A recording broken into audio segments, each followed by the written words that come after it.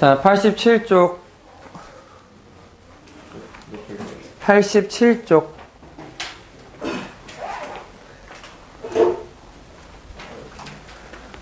연습 문제부터 좀 보고 12번 12, 13, 6 12, 13, 14 10하고 됐니? 그러면은 얘네들을 일단 보는데 도대체 왜 숙제를 했으면은 했다고 나한테 연락이 없는 거냐? 유형편.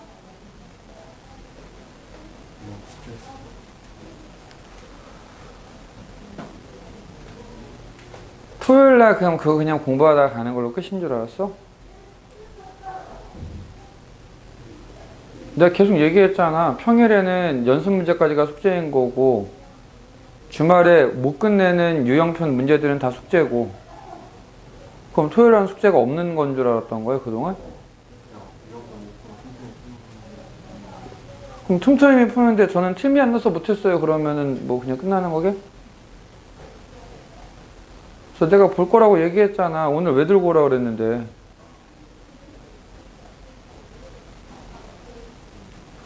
그리고 내가 시간이 이거나 먼저 물어보자. 연습 문제 그래서 다 했어? 2개? 다 했어? 우주는? 다 했어? 은복이는? 다 했어? 야, 다 했으면은 다 했다고 나한테 사진 찍어서 올리라고 얘기했잖아. 톡방에다가 올리든 정 부끄러우면은 뭐 나한테 따로 올려놓고서 톡을 따로 보내고서는 올렸다고 하든 뭔가 해야지. 니네가 숙제를 했는지를 확인하려면 그럼 내가 매 시간마다 보면은 그 시간도 아깝지 않냐? 그래서 계속 얘기했잖아. 좀 보내달라고. 그래서 유형편은 다 했어? 40페이지까지 다 했어? 야, 1명. 또. 내가 계속 얘기했잖냐. 니들이 안 하고 있으면 안 하고서 저 모르겠어요 라고 얘기하면 내가 뭐라고 반응을 하냐.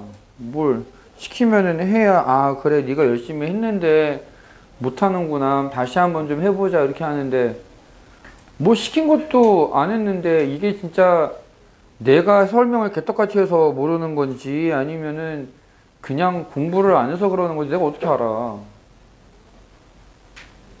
좀 연락 좀 해주라. 그래서 오늘은 딱 집합까지만 할 거야. 집합까지만. 그래갖고 원래 하루에 연습 문제 2개씩 가는 게 목표였는데 오늘은 하나만 가고 뒤에 시간에는 숙제 제대로 안 되어 있는 거 좀 확인해보고 연습 문제랑 그 다음에 유형편이랑 그거 좀 정리하는 게 오늘 목표다. 오케이? 자, 일단 6번부터 보자. y는 2x 플러스 k라고 하는 애가 있는데 x축의 방향으로 2만큼 y축의 방향으로 마이너스 3만큼 평행이동을 하래.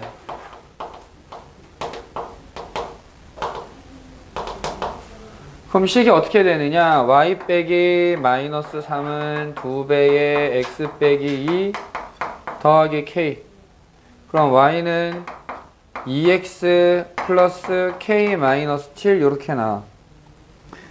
얘가 x제곱 더하기 y제곱은 5와 한 점에서 만난다 라고 얘기를 했는데 2x 빼기 y 더하기 k 마이너스 7은 0이라고 하는 직선이 x제곱 더하기 y제곱은 5다.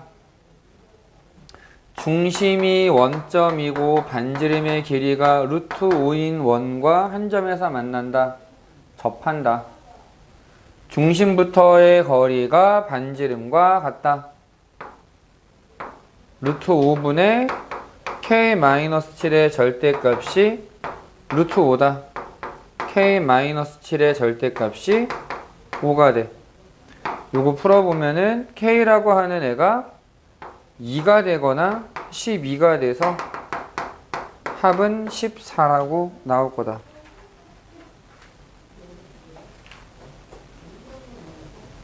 됐니?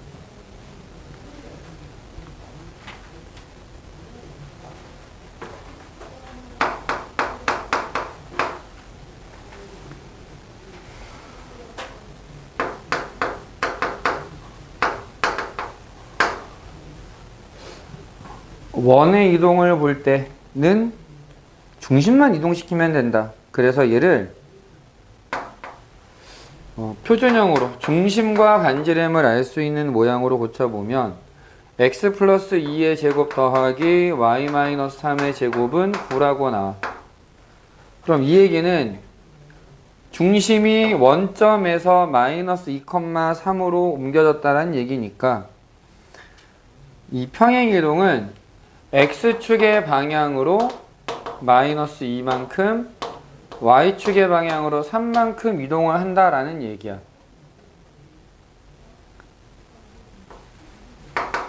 y는 2x제곱 플러스 5가 옮겨지는 포물선의 꼭지점의 좌표를 구해라. 얘가 0,5라는 점에서 꼭지점이 나오니까 얘를 요만큼 옮겨주면 마이너스 2,8이라고 하는 점으로 이동될 거고 mn을 더하면 6이다. 이러면 되는 거지 그냥. 괜찮니? 혹시 이해가 안 되는 거?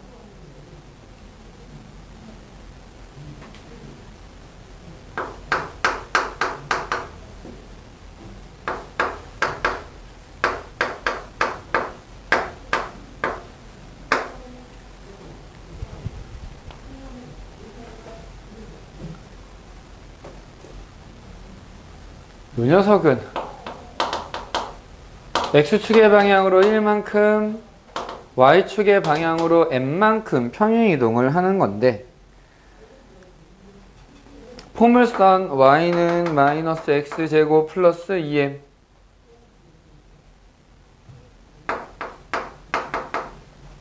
플러스 2x 얘를 요 평행이동에 의해서 이동을 시키면 y 대신에 y-m, x 대신에 x-1을 각각 대입을 해준다. 그래서 얘를 정리하게 되면 어떻게 되느냐? y는 마이너스 x제곱 플러스 4x 마이너스 3 플러스 n-3 이렇게 정리가 돼. 근데 얘가 y는 2x 플러스 3이랑 접한대. 그러면 접하는 거니까 어떻게 해? 얘네들 연립을 했을 때 판별식이 0이 된다. 갖다 넘겨버리면 x제곱 마이너스 2x 플러스 6 마이너스 m 요렇게 되고 얘가 판별식이 0이 되려면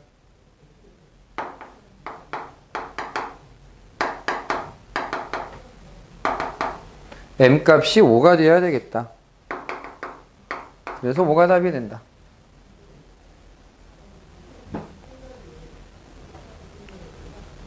괜찮니? 내가 지금 필요한 이유 같은 건 그냥 말로만 설명을 하고 있는데 잘 이해가 안 되거나 필기가 필요하면은 얘기를 좀 해줘.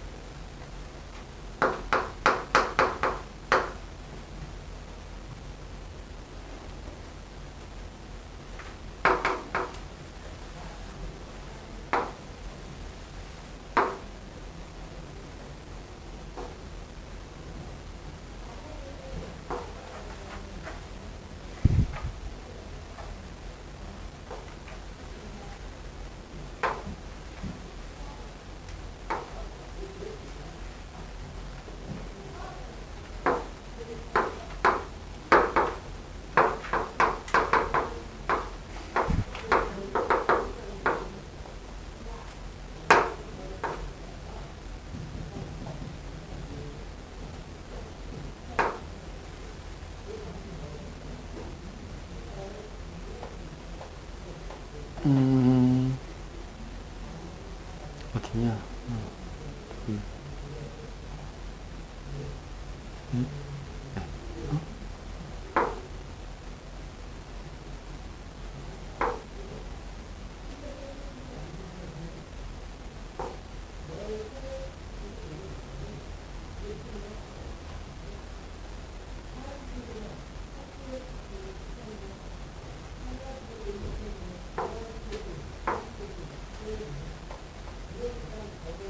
그리고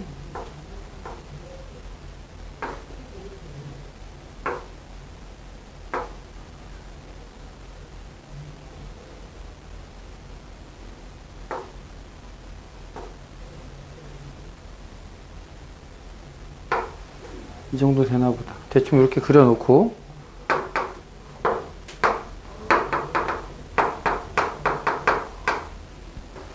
F의 좌표를 구해라 라고 얘기를 했는데 있지? 이거 그냥 직사각형이라고 그랬잖아. 요것만 생각해봐.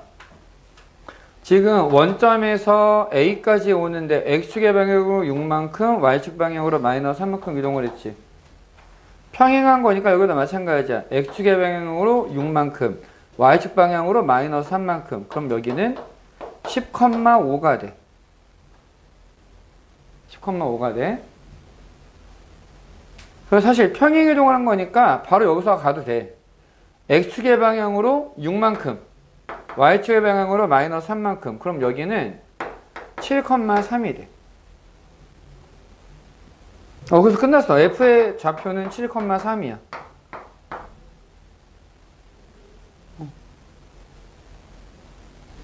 이해돼? 무슨 말인지?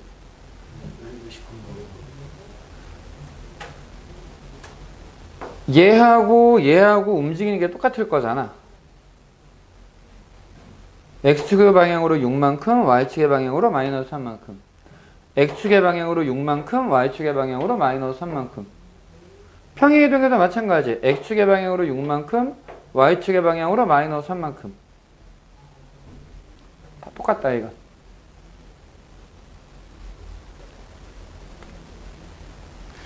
뭐 중점을 이용하고 뭐 그렇게 돼 있는데 다 필요 없어.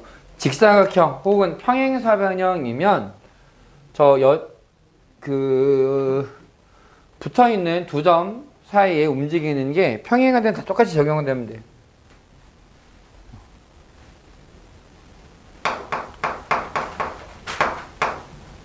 자, 13번. 원을 이동을 시켰더니 이 원의 넓이가 이 직선에 의해서 K 값에 관계없이 항상 2등분 된다 라고 얘기를 했어. x-2의 제곱 더하기 y 플러스 1의 제곱은 1. x축으로 n만큼 y축으로 n만큼.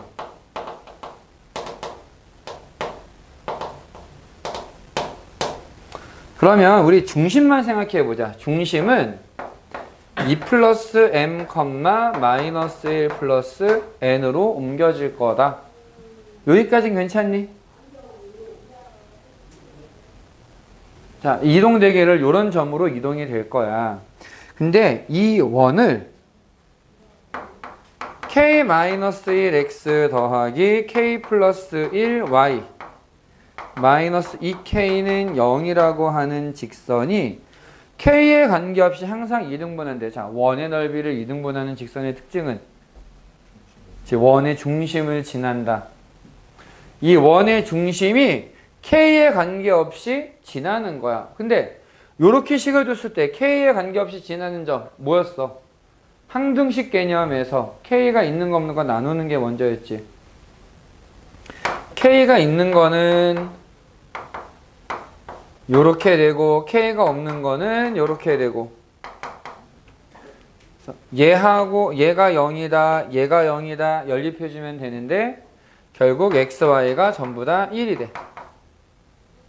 그 말은 요 직선이 무조건 지나는 점이 1,1이란 얘기고 그 1,1이 원의 중심이었을 거다. 그럼 m은 마이너스 1, n은 2가 될 거다라는 거지. 그래서 곱하면 마이너스 2가 된다.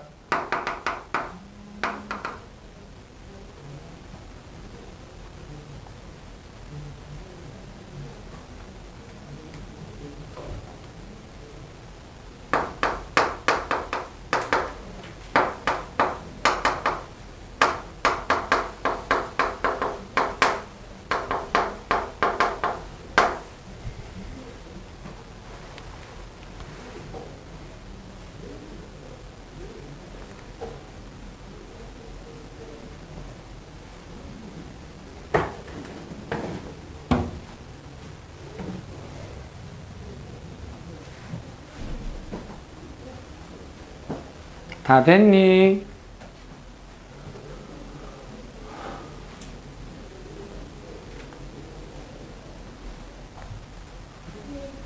자, 얘를 원 나오면 무조건 중심반지름이 중요하다고 얘기했으니까 표준형으로 고쳐보면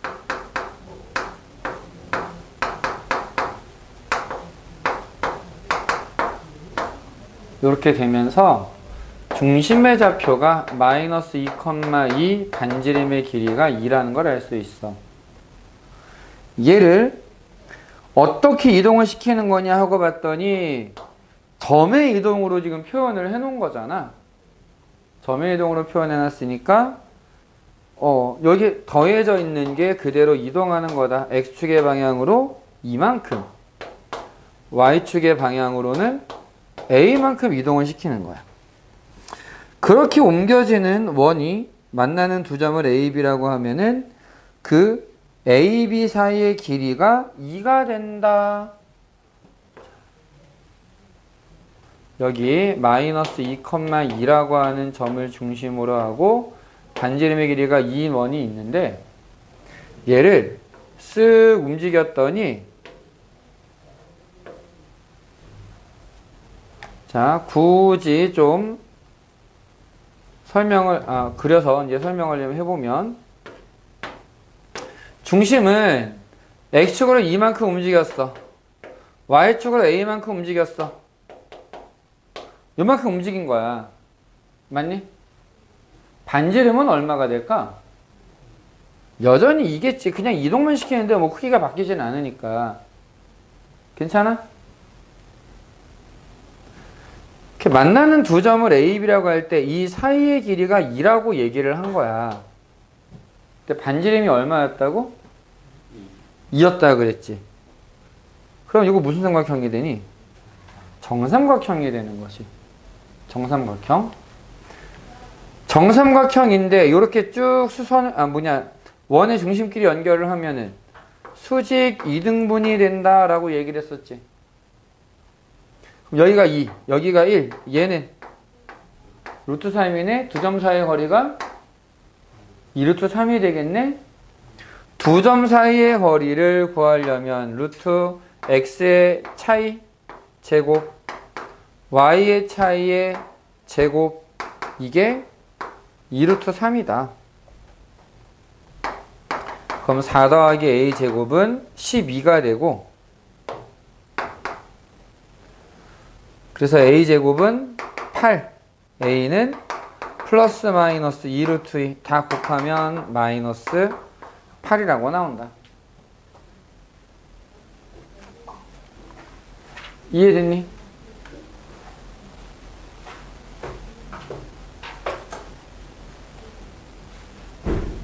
(98페이지)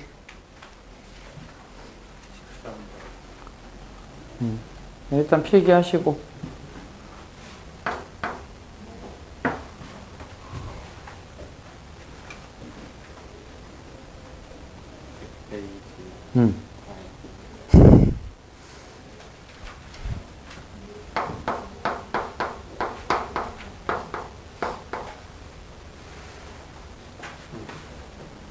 앞에다가 붙일 거 9번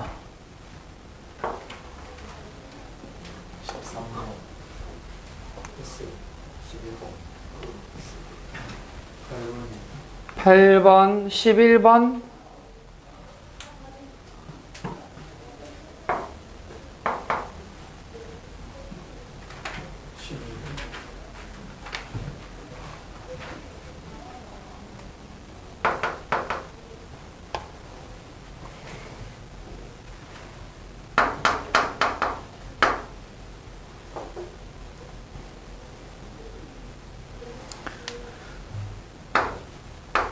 y는 x제곱 더하기 2x 더하기 a를 x축의 방향으로 n만큼 y축의 방향으로 3만큼 평행이동을 해라. 얘를 꼭지점을 좀 알아내 보면 꼭지점의 좌표가 마이너스 1, a 마이너스 1이라고 나올 거야. x축의 방향으로 n만큼, y축의 방향으로 3만큼 이동을 시키면 마이너스 1 플러스 m, a 플러스 2라고 하는 점이 꼭지점이 될 것이고, 다시 얘를 원점에 대칭을 시키면 최종적으로는 1 마이너스 m 마이너스 a 마이너스 2가 될 건데, 이 좌표가 마이너스 2,9라고 나와 있는 거지. 그럼 m 값이 얼마가 되느냐? 3이 돼. a는 얼마가 되느냐? 마이너스 11이 돼. 그래서 얘들 더하면은 마이너스 8이라고 하는 값이 될 거다. 그냥 시키는 대로 하는데, 기왕이면 그 특징이 되는 점, 꼭지점이나 원의 중심이나 이런 것들만 가지고 가는 게 훨씬 더 편안하게 갈 수 있다.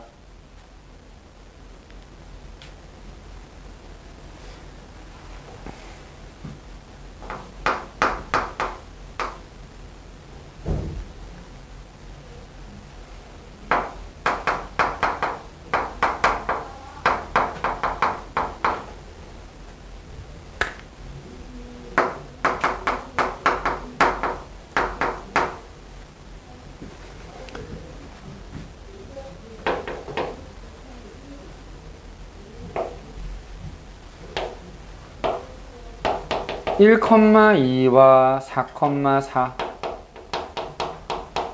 이렇게 해서 y축 위에 있는 점을 하나 끼고, x축이구나.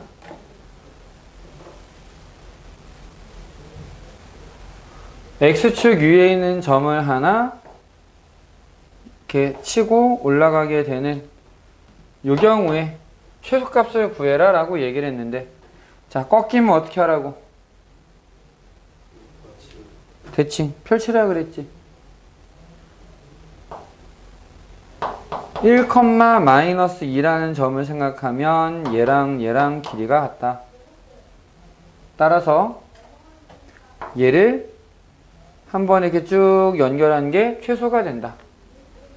자, 요거는 A'P 더하기 BP가 되고, 이 길이는 A'B가 최소가 된다라는 뜻이었어. 그래서 그렇게 되면은 이 두 점 사이의 거리를 구하는 거다. 두 점 사이의 거리 구하는 거 못하는 사람 이젠 없지? 믿어도 되지? 그래.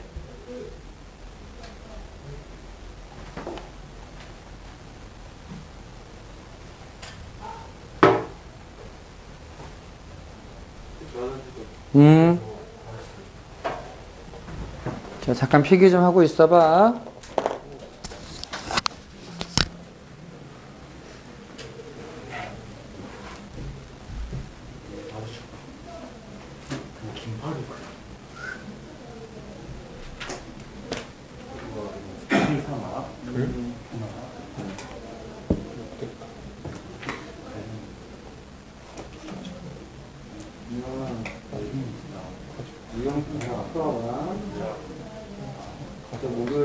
토요일날 다시 보자.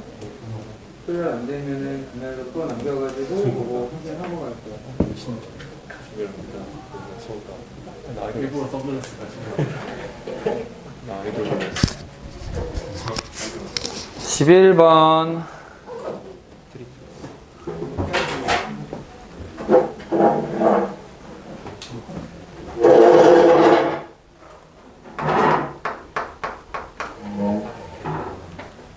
자, 여기 보니까 마이너스 2,1을 지나는 직선을 3,2에 대해서 대칭 이동하고 y축에 대칭을 했더니 다시 a를 지나는 직선이 되었다.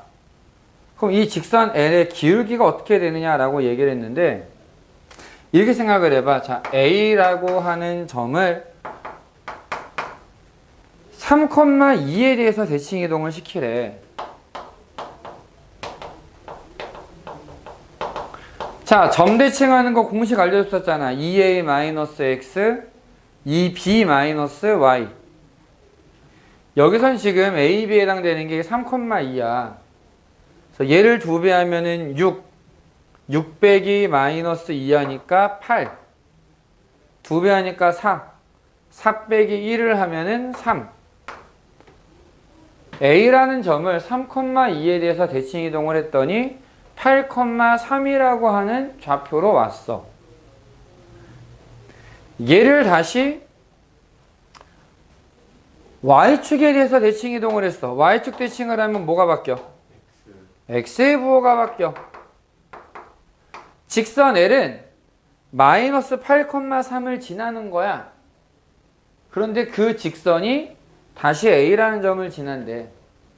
그럼 이 직선의 기울기를 구하려면 얘랑 얘를 가지고 계산하면 되겠지. 마이너스 2 빼기 마이너스 8분의 1 빼기 3. 그래서 마이너스 3분의 1이라는 기울기를 갖는다. 이렇게 푸는 거지.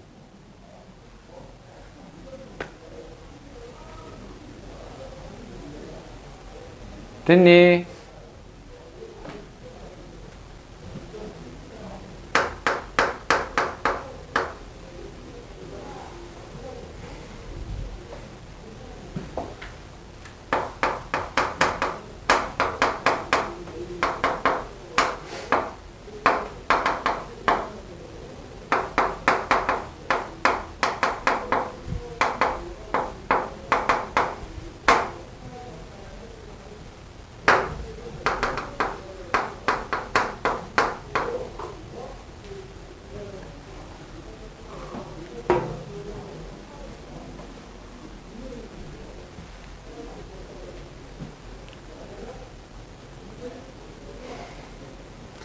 자, 계속해도 될까? 두 개의 원이 요 직선에 대해서 대칭이래. 그림으로 살짝 보면 원이 두 개가 있는데 어떤 직선에 대해서 대칭이다 라고 나와 있는 거야. 근데 당연한 얘기지만 중심도 요거에 대해서 대칭이지 않겠니? 맞니? 그러니까 어떻게 구할 거냐면은 이 원의 중심은 마이너스 2, 마이너스 3이고 반지름은 2가 되거든. 이 원은 중심이 어디가 돼? 6,a가 되지. 반지름은 얼마가 돼야 될까? 똑같이 2가 돼야 되겠지. 그래서 b가 4라는 게 제일 먼저 나와야 돼. 여기까지는 이해됐니? 수직이잖아. 두 중심을 연결해서 기울기를 구해보면 얘하고 수직이 돼야 돼. 6 빼기 마이너스 2분의 a 빼기 마이너스 3. 이게 두 점 사이의 기울기. 곱하기 마이너스 1을 해주면 수직이니까 이게 마이너스 1이 돼야 되는 거야. 그러면 여기가 a가 1이 돼야 돼.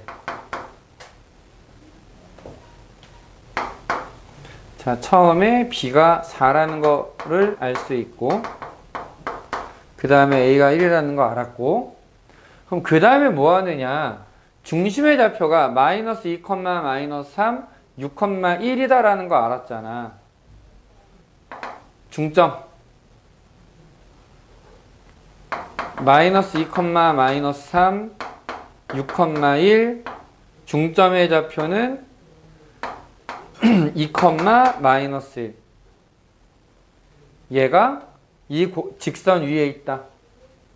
마이너스 1은 마이너스 4 플러스 c. c는 3이 될 거다. 그래서 a, b, c를 더하면 8이라고 나온다.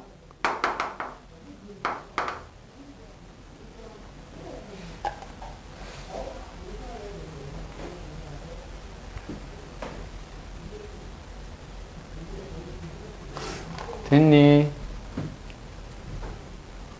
근데 오늘 많이 힘들어 보인다? 네? 많이 힘들어 보인다? 어제 뭐 했어? 어제 뭐 안 했어?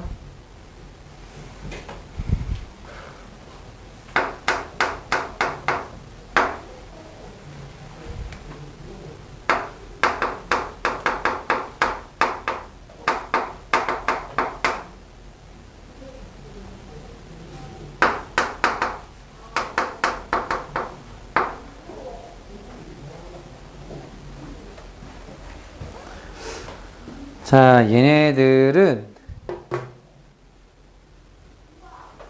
너희들이 이제 한 번은 보여줘야 될 내용이라서 원래 어떻게 푸는 건지랑 좀 쉽게 하는 방법이랑 두 가지를 보여줄 거거든. 한번 봐봐봐. 일단 얘네들을 이 직선에 대해서 각각 대칭 이동을 해라 라고 했는데 뭐 별 방법이 없어. C는 C, D C, D로 하면은 뒤에가 헷갈리잖아 어차피.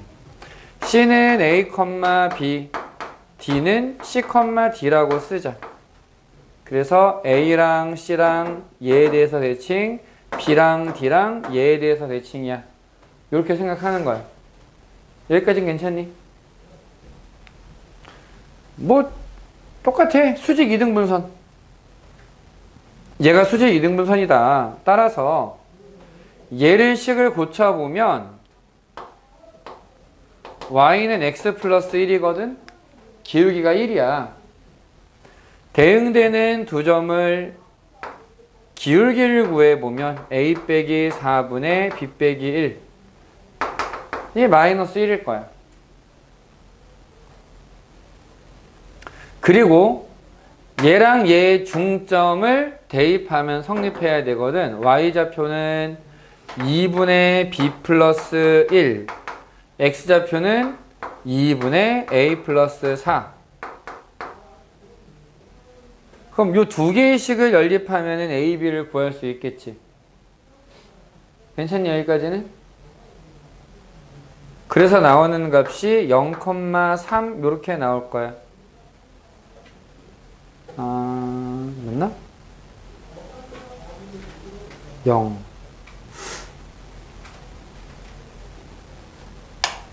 아, 0,5구나, 이게. 0,5. 이렇게 나오고. 여기도 똑같아. C-5분의 D-1은 마이너스 1. 2분의 D 플러스 1은 2분의 C 플러스 5 더하기 1. 그럼 0,6. 이렇게 나올 거야.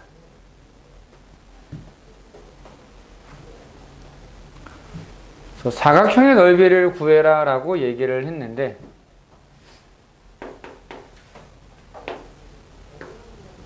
4일, 5일, 05, 06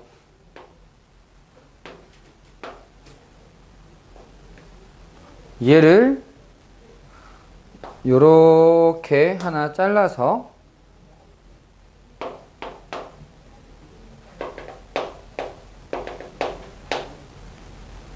큰 삼각형에서 작은 삼각형을 빼는 걸로 계산하면 되거든. 그럼 큰 삼각형은 2분의 1, 5 곱하기 5. 작은 삼각형은 2분의 1, 4 곱하기 4. 그래서 2분의 9라고 하는 넓이가 나오게 된다. 여기까지는 이해됐니? 근데 요거를 매우 쉽게 해결할 수 있는 요령이 있어.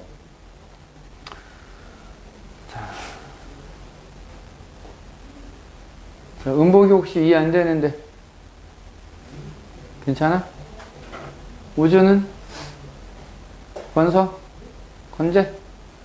정욱이? 경현이? 은우? 다른 데서는 못 쓰고 있지? 기울기가 1이나 마이너스 1일 때만 쓸 수 있어. 지금 방법은. 이 대칭축이 기울기가 1이나 마이너스 1일 때 이때는 쓸 수 있다. 근데 좀 잘 따라와야 돼. 봐봐. 여기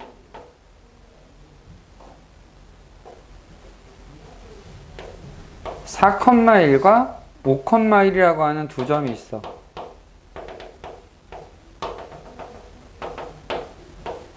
그리고 기준이 뭐냐면 y는 x 플러스 1이야.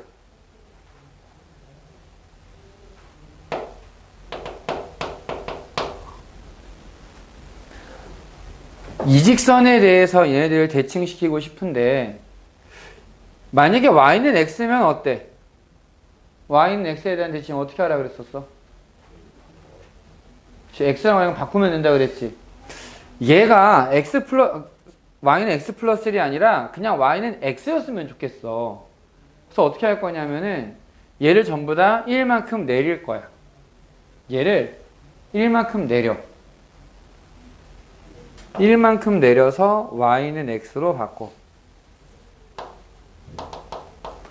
그러면 이동시켜야 되는 점들도 4,0, 5,0으로 바뀌는 거지. 1씩 내려와야 되니까. 얘를 y는 x에 대해서 대칭을 시키면 0,4와 0,5라고 하는 점으로 움직이게 될 거야. 여기까지 괜찮니? 근데 내가 지금 편하게 하려고 뭐 했어? 1만큼 내렸지? 그럼 이제 다시 뭐 해야 돼? 1만큼 다시 올려주면 되지. 야, 여기서 쑥 내려가지고 돌렸지? 그럼 다시 1만큼 올려. 1만큼 올리면 얘는 1로 오고 얘는 1로 와서 0,5, 0,6이 그대로 나오지. 그래서 이런 사각형의 넓이를 구하는 모양으로 바꿀 수 있다. 이렇게 구해도 이게 정상적인 방법인데 기울기가 1이나 마이너스 1일 때만 살짝 내려가지고 돌린 다음에 다시 끌어올리는 거야. 괜찮니? 요건 이해가 되면은 써먹기 되게 좋은 방법이고 이해 안 되면은 그냥 이게 기울기가 곱하면 마이너스 1 중점이 대칭축 위에 있다. 요걸로 해서 일일이 그냥 좌표 구하면 돼. 이 좌표 구하는 거는 너희들이 이제 연습을 좀 하다 보면 그래서 연산을 좀 빠르게 하면은 크게 문제될 거는 없다.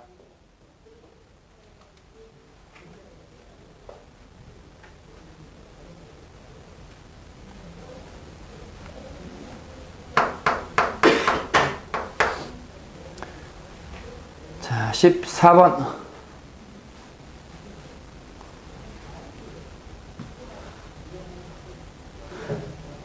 x좌표가 크면 원점 대칭, y좌표가 크면은 x좌표에다가 1 더하고, 같으면 y좌표를 1 더하고, 3,2가 이동하면서 지날 수 없는 점의 좌표를 구해라 라고 얘기를 했는데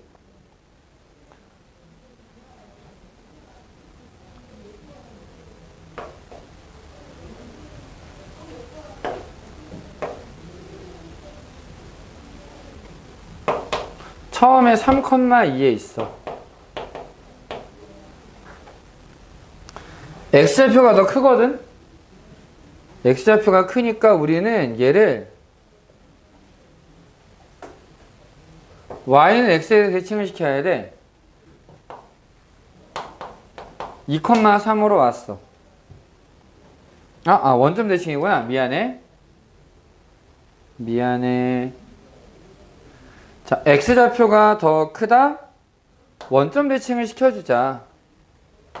마이너스 3, 마이너스 2. 그러면 얘는 원점 대칭을 하고 보니까 x좌표보다 y좌표가 더 큰 거잖아. 그럼 y좌표가 더 크면 어떻게 하느냐? x좌표에다가 1을 더해라 라고 얘기를 했어. 같아졌네. 그러면은 y좌표에다가 1을 더해라. y좌표에다가 1을 더했어. 그랬더니 여전히 y좌표가 더 커. 여기다가 더해서 그 다음은 여기다가 이제 1을 더하고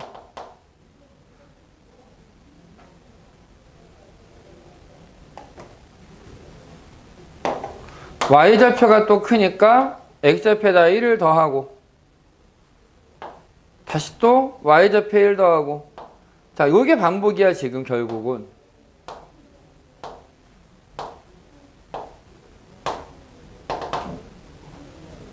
이렇게 움직이기 때문에 결국 처음 좌표인 3,2를 제외하면 나머지 점들은 어떤 애들이 되느냐? x좌표, y좌표가 같거나 x좌표보다 y좌표가 1만큼 더 크거나 딱 둘 중에 하나야. 그러면은 같거나 y좌표가 1 큰 건 되는데 4번 x좌표가 더 큰 거는 불가능하겠지. 그래서 몇 개 찍어보고 이런 애들이 되는구나를 찾는 문제인 거야. 4번이 답이야. 그래서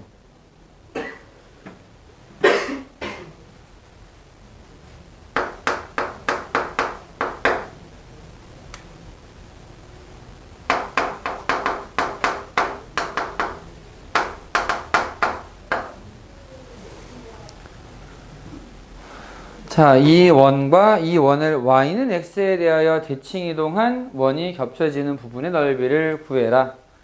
얘는 중심이 4,0이면서 반지름이 4인 원이지? 중심이 4,0이고 반지름의 길이가 4인 거.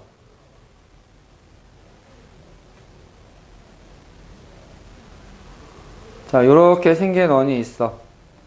얘를 y는 x에 대해서 대칭을 시켜주면 어떻게 되느냐?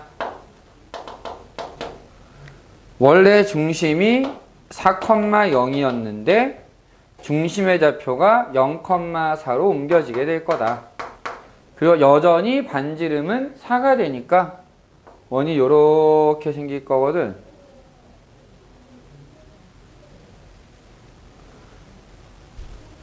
활골의 2배가 되는 거야. 활골의 2배. 활골의 2배.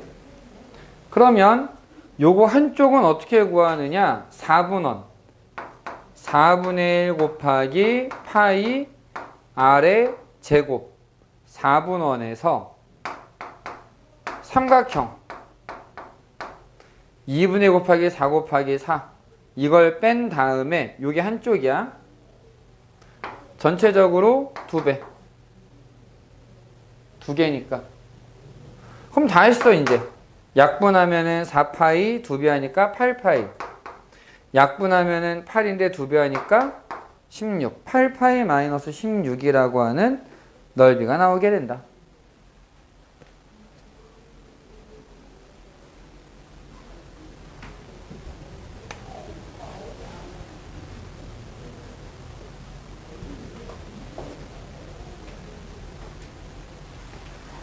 자, 이 15번에 나오는 상황은 꽤 많은 선생님들이 나뭇잎 모양이라고들 얘기를 해. y는 x의 대칭의 모양의 넓이를 구하는 거. 하나만 구해서 2배 해주는 형태로 구할 수 있다. 괜찮니?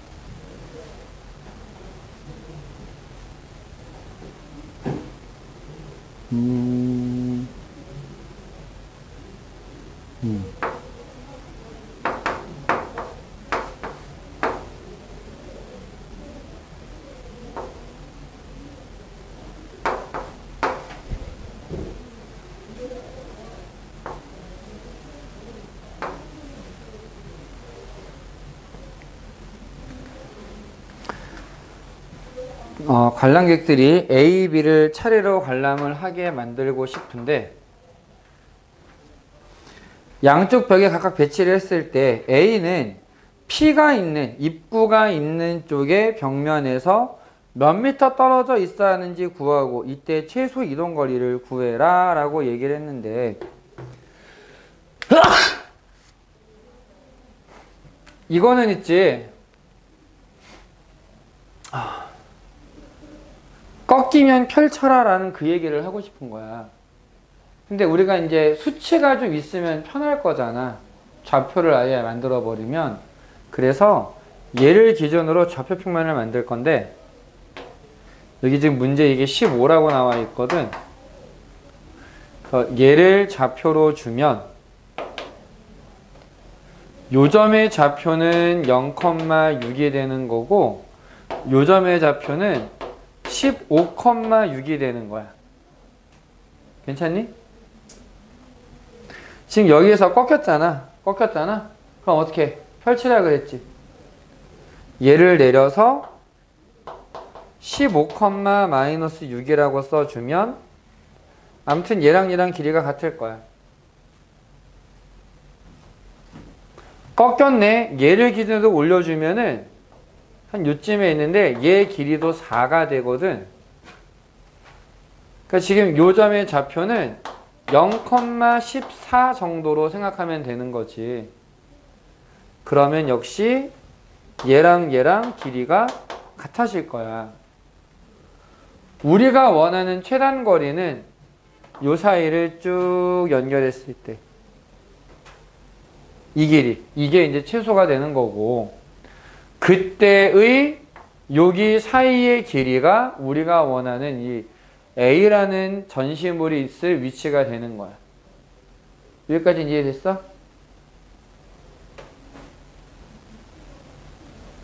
괜찮아? 여기 사이의 길이. A를 여기에다가 해놔야 이제 최소가 될 거다라는 거지.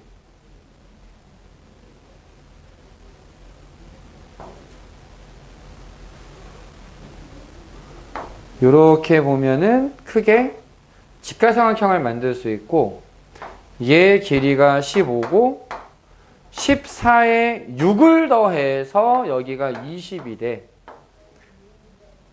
최단 거리는 얼마가 될까? 25. 3대 4대 5 생각하면 돼. 그래서 최소 거리는 25m가 되는 거고 얼마큼 떨어져 있어야 되느냐? 얘도 똑같이 3대 4대 5의 비율이 있겠지. 얘가 지금 길이가 4잖아 딱. 여기 길이가 얼마겠어? 3이겠지.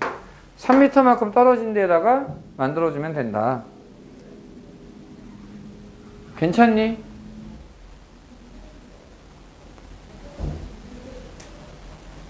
지금은 숫자를 좀 이쁘게 만들어준 문제야. 이 문제는.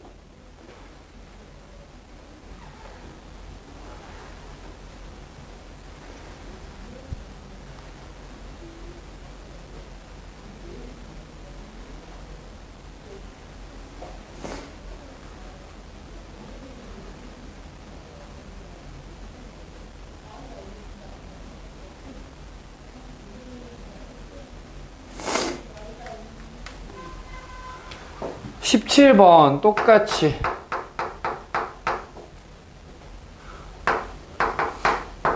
6,2라는 점이 있어서 y는 x 위를 움직이는 점 b와 x축 위를 움직이는 점 c에 대해서 둘레의 길이가 최소일 때가 얼마냐라고 얘기를 했는데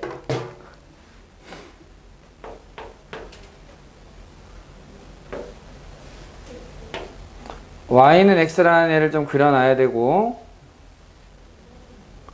6,2가 있고 얘 위에 있는 점 하나랑 얘 위에 있는 점 하나를 이렇게 연결을 했을 때 이 둘레의 길이가 최소가 되기를 원해. 어쨌든 간에 x축에서 꺾였잖아. 대칭 이동. 그럼 여기가 6,-2가 되고 얘랑 길이가 같을 거야. 경연아, y는 x 위에 있는 점을 기준으로 또 꺾였지. 펼치는데 기준이 y는 x야. 그럼 이게 2,6으로 옮겨져야 돼. 그래서 요렇게 하면은 얘랑 길이가 같아져. 그럼 계속 하던 얘기. 비틀비틀 가는 것보다는 이렇게 직선으로 가는 게 제일 짧다. 그럼 거리는 x의 차이는 4 제곱하면 16, y의 차이는 8 제곱하면 64.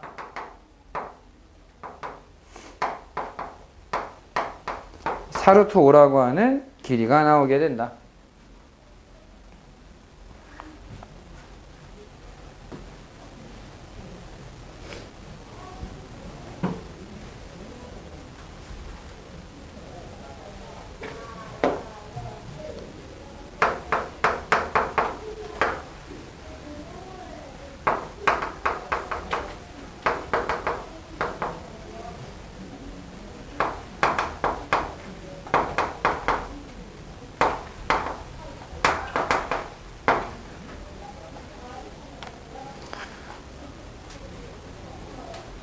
자, 요 형태의 문제는 무조건 순서를 좀 잘 지켜서 해줬으면 좋겠는데, 선생님이 얘기하는 순서는 첫 번째 y는 x에 대한 대칭, 두 번째 원점이나 x축이나 y축에 대한 대칭, 마지막에 평행이동이야.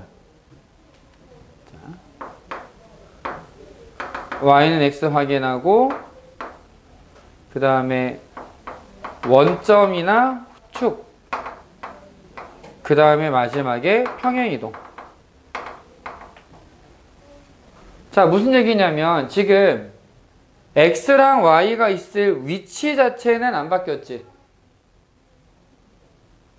x좌표가 있어야 될 자리에 x가 있지. y좌표가 있어야 될 자리에 y라는 문자가 있지. 그럼 얘는 y는 x에 대한 대칭은 없는 거야. 만약에 y는 x에 대한 대칭을 했으면은 이쪽에 y가 있고 이쪽에 x가 있었어야 돼. 요건 이해됐어? 그래서 y는 x에 대한 대칭은 없어 지금. 요 문제는. 그 다음은 원점이나 축에 대한 대칭, 부호를 보라는 얘기야. 부호. 여기 지금 뭐의 부호가 바뀌어 있어? y의 부호가 바뀌었지. y의 부호가 바뀌었다는 얘기는 뭐에 대해 대칭시켰다는 얘기야? x축에 대해서 대칭을 시켰다는 얘기야. 지금은 일단 x축에 대해서 대칭을 해서 요렇게 하나를 생각해 줘야 돼. 지금 그림이 요렇게 돼 있잖아.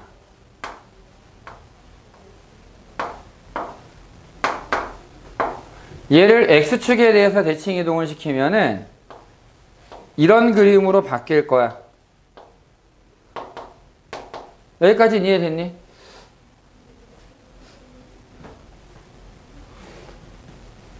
자, 그 다음에 중요한 게 얘를 평행이동의 개념으로 보려면은 여기는 x자리에다가 뭘 넣었는지 y자리에다가 뭘 넣었는지를 봐야 되거든. 근데 여기 앞에 y 앞에가 마이너스가 있잖아.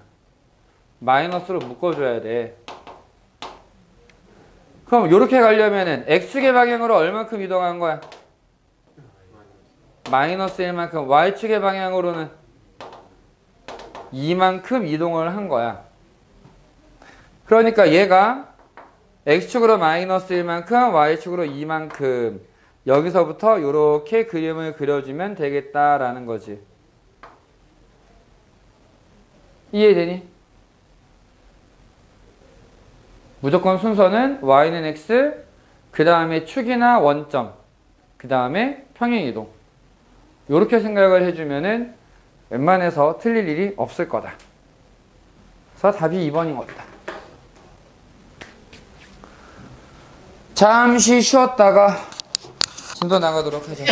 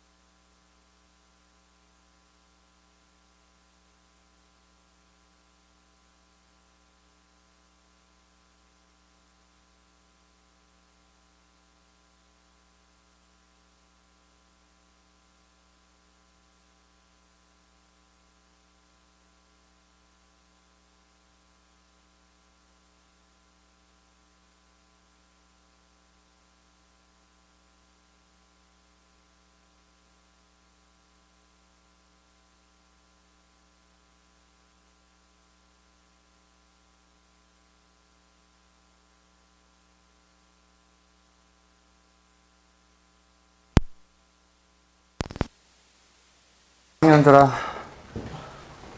오늘은 처음에 얘기한 것처럼 딱 한 부분만 진도를 나가고 이후에는 연습 문제랑 유형편이랑 좀 확인을 하는 시간을 갖도록 하려고 해. 원래 이러면은 내가 계획했던 것보다 한 시간이 밀려. 한 시간이 밀리는데 그래도 좀 확인을 하고 가야 될 것 같아. 아무리 생각을 해도. 그래서 너희들이 다 숙제를 잘 했다라고 얘기를 해서 오늘 그냥 제 시간이 다 왔으니까 한번 보고, 만약에 봤는데 진짜로 잘 돼 있어 그러면은 그냥 진도를 더 나가는 거고, 근데 봤는데 영 아닌데 싶으면은 오늘 진도를 안 나가고 그냥 숙제를 하게끔 하려고 한다. 뭔 얘기인지는 알겠지? 네. 일단은 102페이지.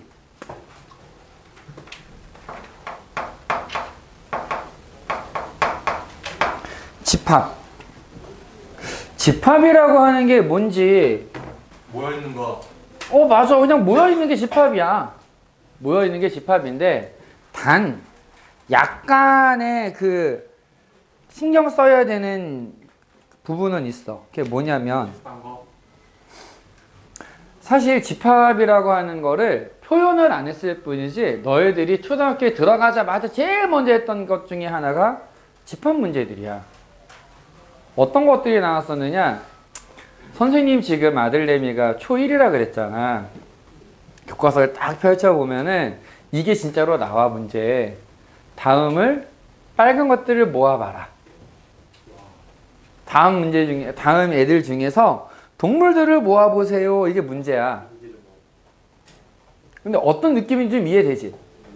단추가 있어. 단추가 막 여러 가지가 있는데, 자, 얘를 그 구멍 2개짜리를 모아봐봐. 구멍 개수로 모아봐. 색깔별로 모아봐. 크기별로 모아봐. 모양별로 모아봐. 이렇게 모으는 게 있단 말이야. 그게 사실은 집합에 대한 기본적인 개념인 거야. 어떻게 만들 것이냐, 어떻게 모을 것이냐. 지금 권사가 모음이다라고 얘기를 했는데 그냥 모음은 아니야, 사실은. 근데 모임이라고 하는 게 사실 맞는 표현이기도 해. 왜? 기준이 있어야 돼. 집합이라는 걸 얘기하려면 누가 봐도 명확한 기준이 있어야 돼. 자, 예를 들어서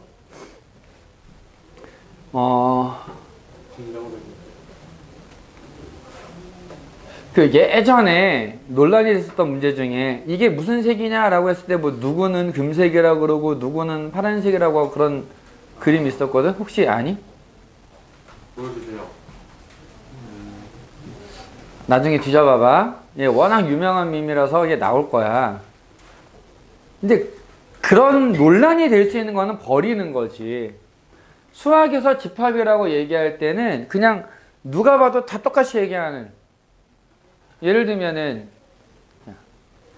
키가 큰 사람의 모임은 집합이야, 아니야? 왜 아니야? 애매하잖아, 객관적. 그렇지. 객관적이지 않아. 누가 더 큰 건데? 왜요? 크구나. 아이, 그래. 크다 작다라고 하는 개념은 상대적인 거란 말이야. 그래서 기준이 있어야 돼. 뭘 큰 거다라고 얘기할 건지에 대한 기준이 있어야 돼. 그 다음에 뭐 빨간 옷을 입은 사람의 모임. 그럼요. 이건 될까? 근데 빨간색 기준 안 쓰는 거 아니에요? 붉은색일 수도 있고, 약간 좀 여린 빨간색일 수도 있고. 좋아. 이런 자세 좋아. 그리고 바지가 빨간색일 수도 있잖아요. 좋아. 이게 수학적으로 딴지를 거는 거는 이거는 환영. 맞아. 그런 식으로 생각할 수는 있어. 그래서 정확하게 얘기를 해줘야 돼. 그래서 색깔이랑 관련된 얘기를 할 때는 마비노기 한 사람들을 따라갈 수가 없더라고. 와, 이 인간들은 그 컴퓨터에서 색깔 표현할 때 00부터 FF까지 해서 256가지의 단계로 구분하는 거 아니? 그래서 빛의 삼원소.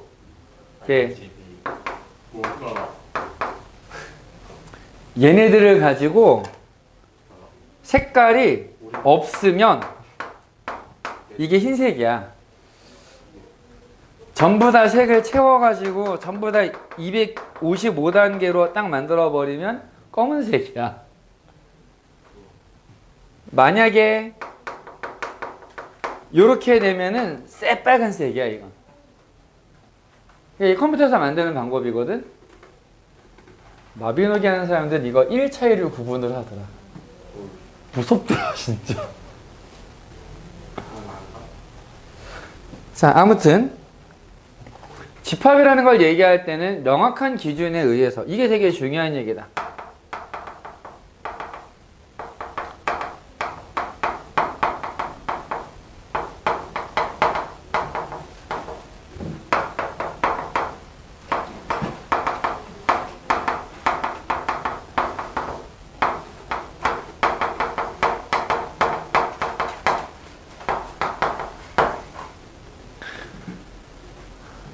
조금 머리 아프게 해볼까?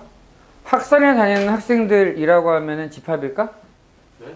학생 학산 학원에 다니는 학생들의 모임, 집합일까? 맞지 않아요? 학산 학원에 다니고 있는 애들은 한 과목만 다니거나 두 과목을 다니거나 세 과목을 다니거나 어쨌든 다니는 거지. 요거는 상관이 없는데, 만약에 기준이 작년이라면? 작년인가? 얘기 안 했잖아, 그런 거. 얘기 안 했잖아. 혹은 학산이라는 이름을 가진 학원이 여기만 있을까? 아니요. 저기 부산은 없나? 혹시? 모르잖아. 나도 몰라서 하는 얘기야. 그러면은 학산학원에 다니고 있는 학생들이라고 얘기할 때 너네들을 포함한 애들이라고 딱 연상이 됐잖아 지금. 아까. 이유가 뭘까? 당연해서. 뭐가 당연한 거야? 익숙해서. 익숙해서. 사실 이게 조금 더 가까운 대답인데, 고정관념. 고정관념이라기보다는 사람은 있지 기본적으로 내가 기준이야. 그러니까 어떤 얘기를 하면은 아주 자연스럽게 내가 지금 있는 장소에서의 얘기를 하게 돼. 그러니까 학산학원에 다니는 학생들, 내가 지금 여기 다니고 있는데, 인천에 있는 학산학원에 지금 25년 7월, 오늘이 며칠이야? 27일? 맞습니다. 현재 이 인천 학산학원에, 인천 연수구 동춘동 학산학원에 다니고 있는 학생들, 이렇게 생각을 하는 거지. 그 앞에 있는 애들이 없어도 학산학원 학생들 하면 끝나는 거야. 비슷하게 연수구 학생들의 모임 집합이야 아니야? 집합이기는 해. 근데 문제는 연수구 학생들의 모임이라고 할 때 앞에 생략된 말이 있어. 몇 세 이하? 몇 세야? 25년도 7월 27일 현재. 이해했습니다. 무슨 말인지 알겠어? 이 말을 굳이 안 써도 우리가 그냥 의사소통이 되다 보니까 빼고 얘기할 때가 있거든. 근데 이제 이렇게 생각해봐. 너희들 부모님 중에 이 동네 계속 사신 분들도 계실 거 아니야. 네. 그럼 그분들 중에는 너네 선배님도 되시는 그런 분도 있지 않을까? 있겠죠. 계시겠지? 대건고 같은 경우에는 꽤 오래 했다고 기억하는데 네. 연수고는 얼마나 됐나? 30년. 그러면 연수고는 아닐 수도 있긴 하겠다. 근데 대건고 같은 경우에는 이게 그 김대건 신부님 기리면서 만들어진 학교라서 한 100년 이상 된 걸로 내가 알고 있거든? 맞지? 네. 근데 그럼 이 학교 같은 경우에는 무슨 일도 생길 수 있냐면은, 우리 집은 할아버지 때부터 계속 인천에 살았어. 할아버지도 대건고 출신이야. 아버지도 대건고 출신이야. 나도 대건고를 나왔어. 그런 경우가 있을 수는 있다는 거지. 그럼 이제 아빠랑 얘기를 하다가 대건고 학생들이요 라고 얘기를 하는 순간 아버지한테는 뭐가 떠올라? 자기 친구들. 나도 대건고 나왔거든. 자기 친구들 생각나. 나이대 한 50대, 한 40 몇 후반 50대 이 친구들 생각이 나. 근데 나는 지금 열 몇 살짜리 내 친구들 생각하고 있는 거야. 그럼 말이 안 되잖아, 이게. 명확한 기준이라고 얘기를 했으니까 누가 봐도 아, 얘가 얘기한 애가 이런 애들이구나. 이게 명확하게 나올 수 있는 기준이 필요한 거다. 오케이? 요게 되면은 집합이라고 얘기를 하고 이 집합을 이루는 요소 하나하나를 원소라고 불러.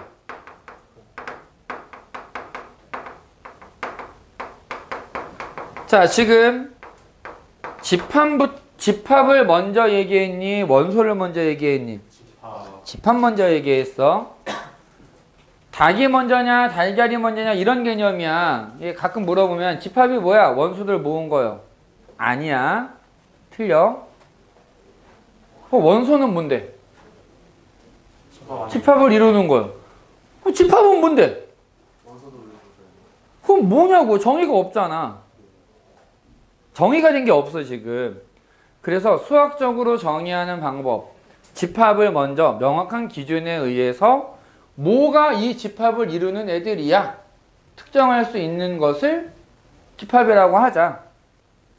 그리고 그 집합을 이루는 애들을 원소라고 하자. 자, 이 집합과 원소는 있지. 보통 대문자로 표현하면은 집합, 소문자로 표현하는 건 원소, 요렇게 생각하면 돼. 대문자는 집합, 소문자는 원소. 예를 들어서 주사위를 이루는 눈의 수 라고 얘기하면은 원소 몇 개야 이거? 6개. 어떻게 뭐부터 뭐까지?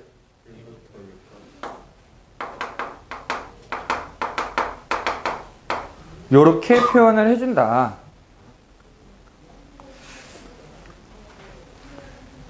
자, 근데 주사위는 꼭 6개의 면이 있는 거 맞니? 아니야. 그럼 뭐가 있어? 4개의 주사. 사면체도 있고 또 8면체도 있고 12면체도 있고 수없이 많아요.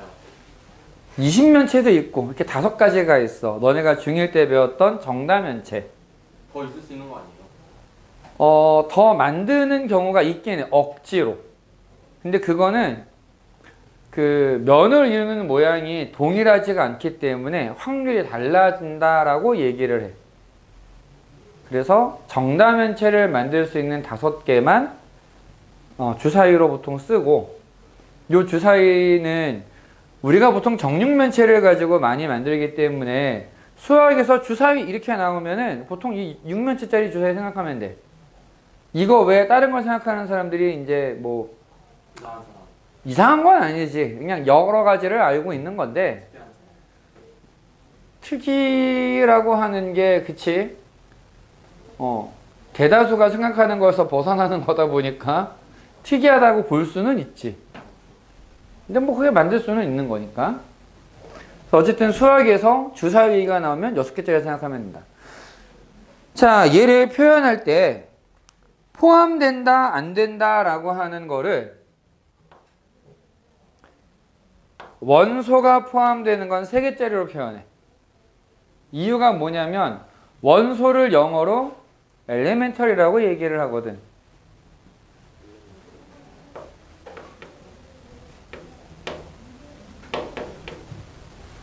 어서 많이 봤던 글 아니? 내 뒤에를 잘 못 들어가지고. 엘리멘터 뭐? 엘리멘탈 그거 영화 아니에요, 영화? 맞아. 몇 년 전에 있었던 영화 중에 애니메이션 중에 엘리멘터라고 있었어. 불가물. 너무 슬펐어. 이 영화. 그 슬픈 영화가 아니거든.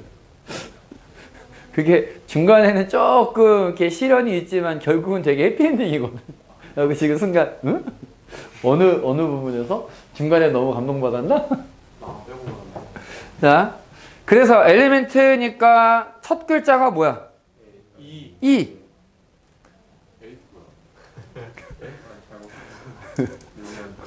나 지금 순간 그래서 굳은 거 내가 봤지. 2를 가지고 와서 세 개짜리로 표현을 해. 소문자 A라는 원소가 대문자 A라는 집합에 포함된다.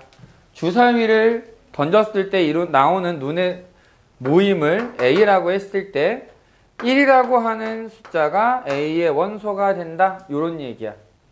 엘리멘트 쪽에 포함하다는 뜻이에요. 저거는 원소라는 뜻이에요.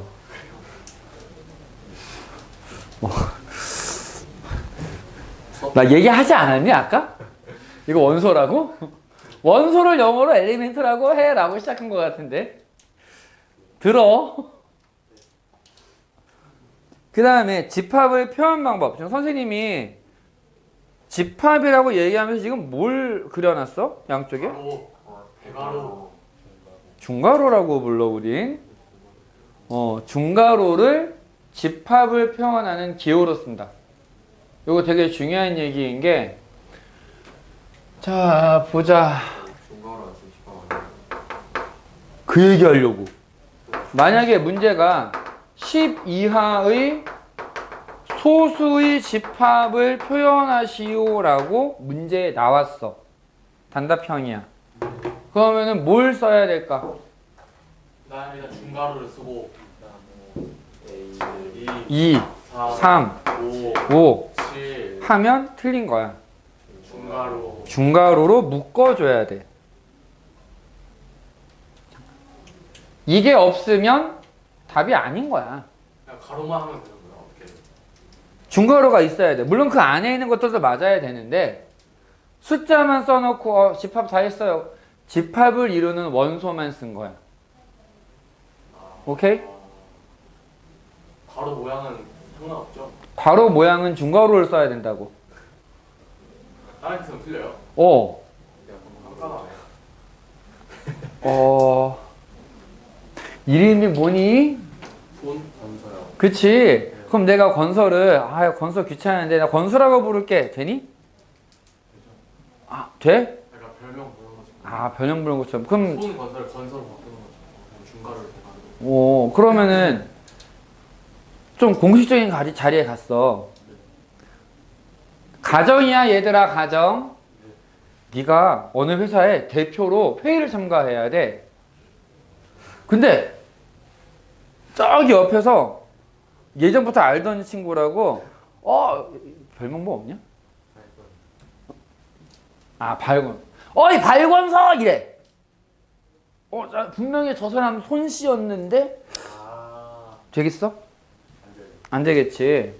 이거는 공식적으로 국제적으로 약속한 기호야. 근데 나는 중괄호 마음에 안 드는데 대괄호 쓸래요. 응? 녹색 불에 건너야 된다고? 나 녹색 마음에 난 빨간색이 좋아. 빨간색에 갈래. 오케이? 그거 아닌 거야. 그러니까 선생님이 이렇게 얘기를 해줄 때 야 이거는 약속이야 라고 하는 거는 왜요?가 아니고 이러고 넘어가야 돼. 여기서 왜요를 시작하면은 내가 뭐 이렇게 수학 만들어진 역사부터 다시 얘기해 줘야 될까? 아니란 말이지. 이게 지금 만들어져 있는 약속이야. 우리만 쓰는 게 아니라 전 세계가 똑같이 쓰고 있는 약속이기 때문에 이건 지켜야 돼. 그래서 얘가 없으면 감점. 심한 경우에는 그냥 긋는 거야. 중학교 때는 왜 단위 안 쓰면 틀리는 경우가 많았잖아. 고등학교에서 단위 안 썼다고 틀리는 거 봤어? 어떤 거? 넌 주관식이 없었는데? 근데 고등학교에서는 주관식이 있어도 웬만하면 단위를 안 썼다고 해서 틀리는 경우는 없어. 단위를 안 써서 틀린 경우는 크게 두 가지만 생각하면 돼. 첫 번째는 각도. 각도는 무조건 그 동그라미 표시 있지. 무조건 있어야 돼. 이거는 빠지면 절대 안 돼. 2학년 때 배워. 이유는 고2 때 나오는데 일단 기억해놔. 무조건 각도 표시는 있어야 된다. 두 번째, 문제 중간에 단위가 바뀔 때가 있어. 뭐 예를 들면은 문장으로 쭉 나와 있는데 이제 문제에서 나온 거는 시간당 몇 킬로미터를 간다 이렇게 돼 있어. 근데 답으로 요구한 거는 초당 몇 미터를 가느냐 이렇게 물어봐. 그럼 단위가 바뀌어야 되지. 이거는 조심해서 단위를 바꿔서 써줘야 돼. 이 두 가지 경우는 조심해야 된다. 그 외에는 이런 약속들은 지켜야 된다. 이렇게 보면 돼. 자, 그래서 집합 원소 사이에 관계가 있을 때, 포함 관계가 있으면은 3개짜리로 포함 관계를 나타낸다라고 기억하면 되는 거고. 자, 집합의 표현 방법이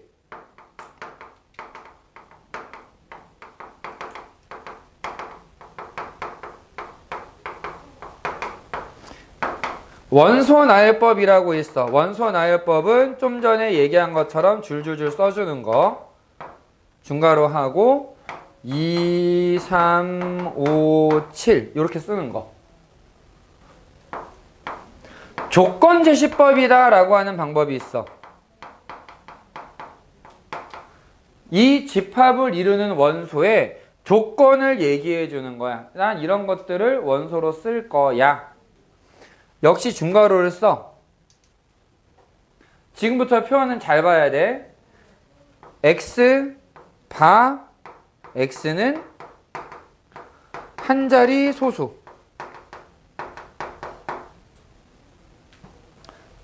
자, 이게 무슨 뜻이냐? 수학에서 이렇게 줄이 그어져 있는 경우가 가끔 나오거든. 수학에서 이 줄을 읽는 방법은 바라고 읽어 그냥. 그래서 x바 x는 한 자리 소수다. 그럼 역시 2, 3, 5, 7을 의미하는데, 그럼 도대체 이 바가 무슨 뜻이냐? 이게 영어로 치면 내가 뭐라고 써왔니? 기분. 기분 아니고 기분. 무슨 뜻이야? 그치, 주어진. 얘는 해석이 뒤에서부터 오잖아. 이 조건제시법에서 원소로 삼고 싶은 애는 왼쪽에 있는 x야, x. x라는 애를 원소로 할 거야. x가 뭔데? 설명을 해줘야 되잖아. 뒤에 있는 게 그 조건인 거야. x는 한 자리 소수다 라고 주어져 있는 x가 원소야. 이해됐니? 그래서 내가 원하는 원소는 x. 얘에 대한 설명이 줄 긋고 뒤에다가 딱 들어가면 된다. 그 다음에 마지막으로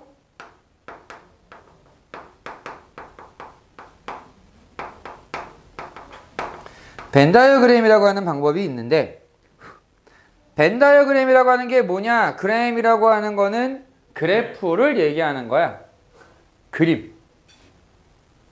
그림이라고 생각하면 돼. 그럼 앞에 있는 벤 다이어, 뭘 말이 안 돼, 말이 안 되기는. 그 랩 해야 되는 거 아니에요? 옛날에 그 랩?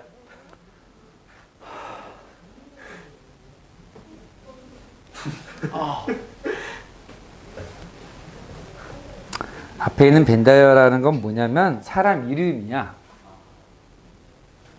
벤 다이어라는 사람이 생각한 그림이야. 근데 벤이라고 하는 글자는, 저 말은 귀족임을 표현하는 글자야 그냥. 너네 모차르트의 풀네임이 뭔지 아니? 벤 모차르트. 루드비 폰 모차르트인가 그래.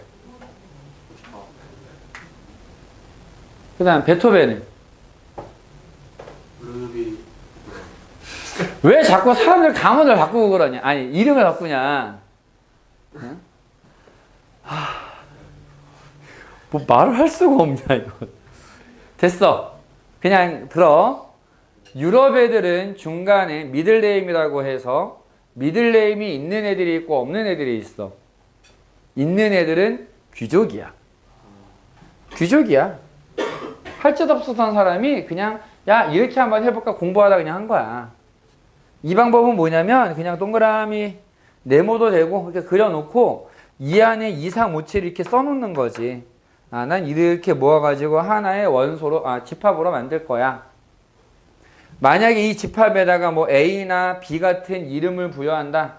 그럼 등호하고 A 이런 식으로 표현하는데 그럼 벤 다이어그램은 얘는 A라면 이상하잖아.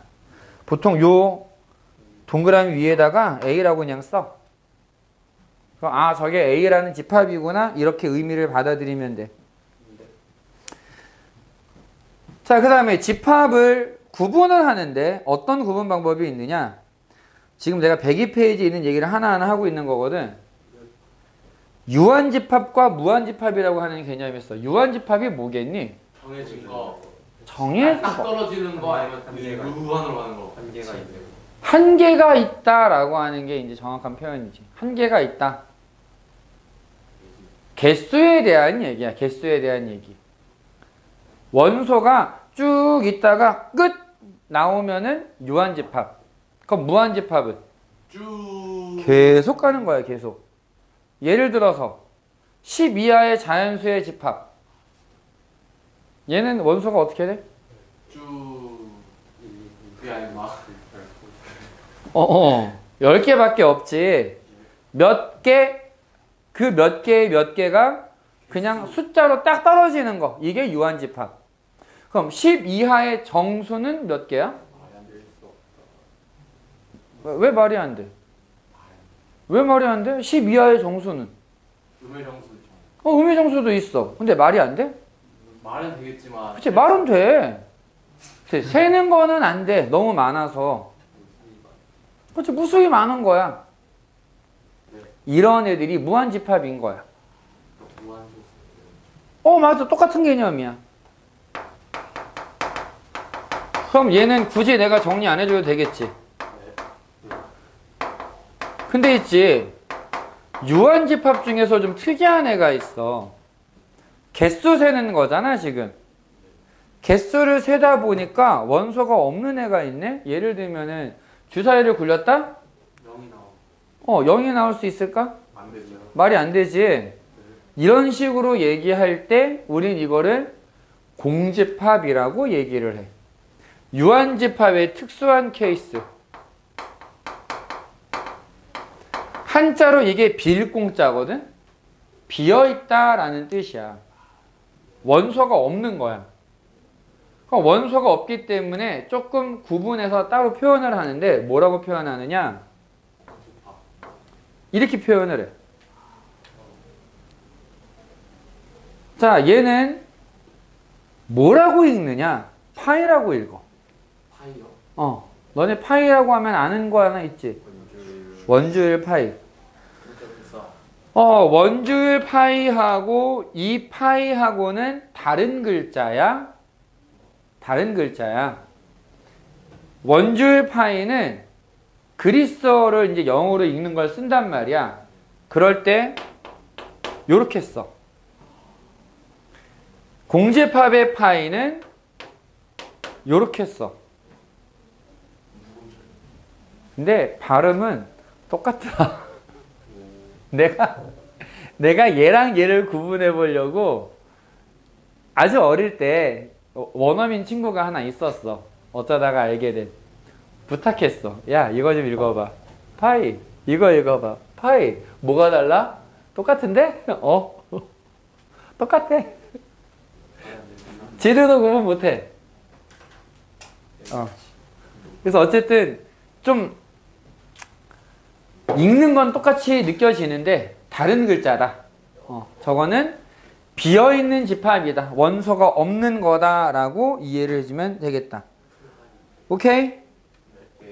그 다음에 이제 유한집합의 원소의 개수를 세는 방법이 있다.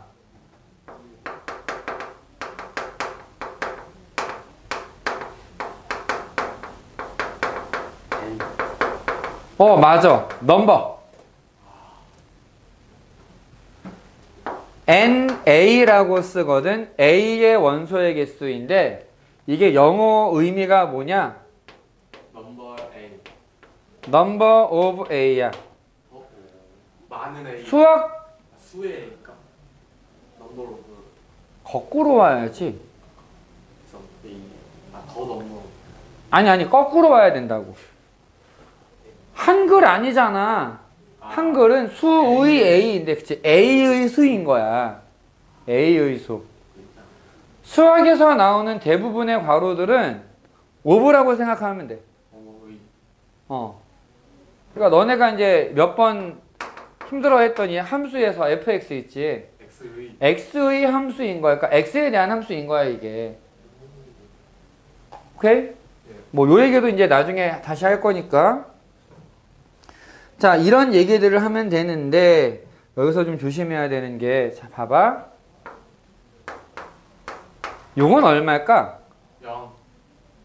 요건 공집합이라 그랬지? 원소 없는 거. 네. 이건 0이야.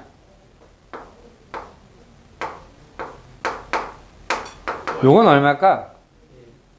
이건 1이야. 왜요? 0. 근데 그 공집합이 유한집합이 아닌 거죠? 유한집합이야. 공집합이요? 원소가 없다라고 얘기했잖아. 아, 그냥 원소가 없는 게 공집합. 원소가 없으면 공집합이야. 여기는 원소가 없는 거니까 얘 원소의 개수는 0개거든. 근데 얘는 왜 1이 되느냐? 없는 공집합을 원소로 하는 거야. 공집합이라고 하는 집합이 원소인 거야. 돼. 원소는 집합이 원소로 들어갈 수도 있고 순서쌍이 원소로 들어갈 수도 있는 거야. 그럼 예를 들어서 이건 얼마일까? 1. 1이야. 요게 하나의 순서쌍 하나. 괜찮니?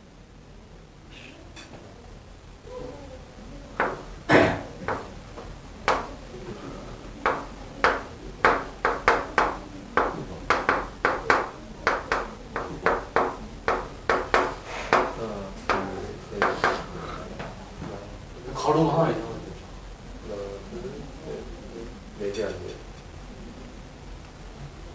4개 아니에요? 3개네. 가로 안에서 2개가 똑같은 거야. 근데 영행렬은 0대잖아. 영행렬은 0. 하나, 아, 봐. 둘, 셋, 네. 넷, 가로. 5개의 원소가 있는 거야. 됐니?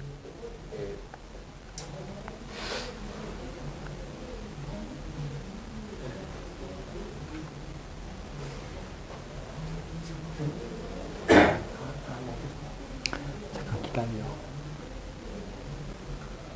여기까지 이해됐어? 문제 하나 더 주시면 돼요.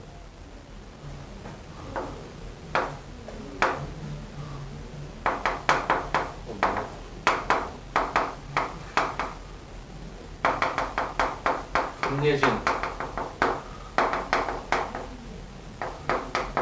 손바닥.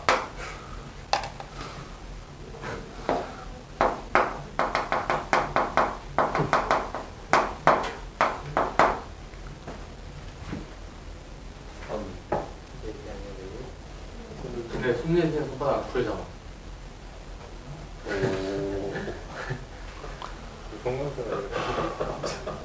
아니지 그거.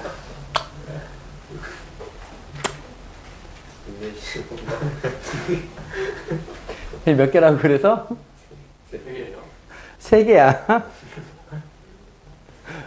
우리 그냥 끊어놨으면 끊어놓은 걸로 그냥 끝내면 안 될까?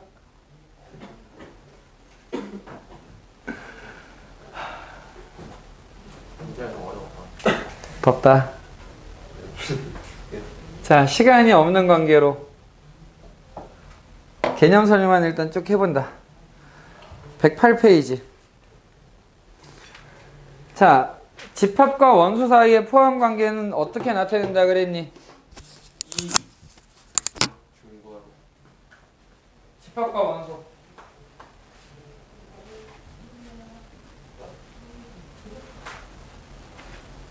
이야. 이걸 1하고 읽으면 안 되지. 엘레멘트. 그냥 줄 3개짜리 포함을 나타낸다라고 생각해야 돼. 저거는 문자가 아니야. 아 그래요? 그냥 기호야, 기호. 이름이 포크.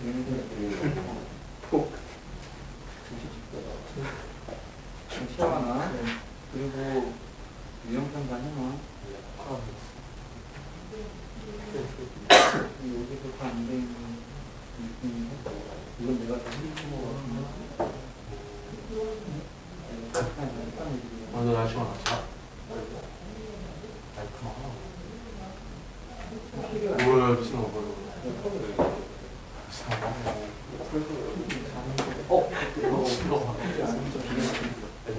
사이 꼈으면 어떡하냐? 사이 들어서 꼈어.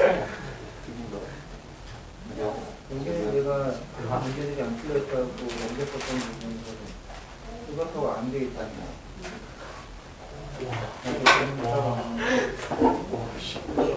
못 봐요. 오늘은 보내주시니까 시간만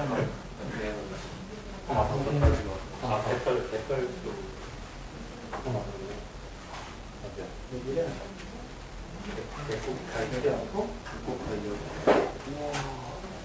소리 걸려고.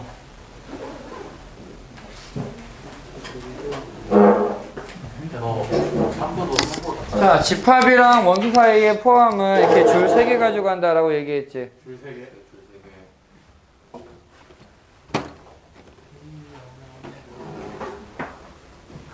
자, 근데 집합과 집합 사이의 관계는 어떻게 될까? 줄 2개로.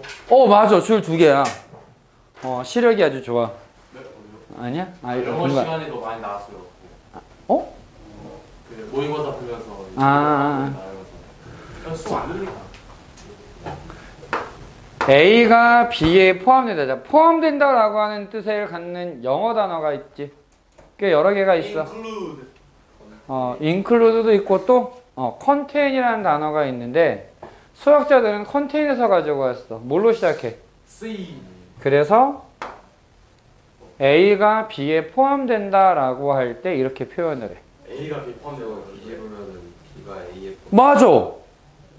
요렇게 표현이 되면은 B가 A에 포함되는 거야.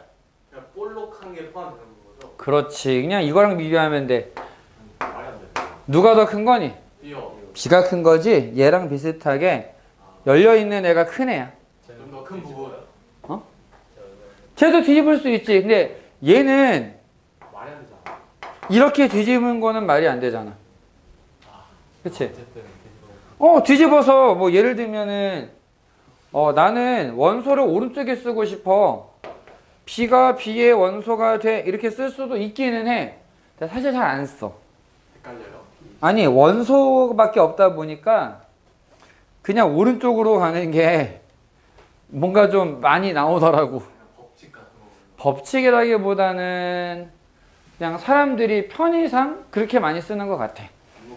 B가 더 큰 거는 B 속에 A가 들어있는 거. 맞아. 그래서 얘를 자 A가 B에 포함된다라고 되어 있으면 이걸 그림으로 보면 B 안에 A가 있는 거야.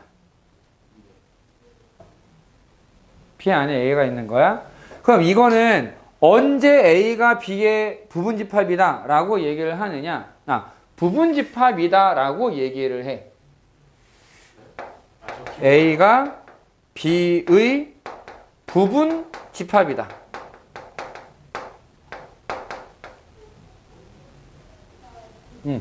그러니까 저 이 기호가 이 기호가 의미하는 게 A가 B의 부분집합인 거야. A는 B의 일부분을 떼가지고 만들 수 있다. 이런 의미거든.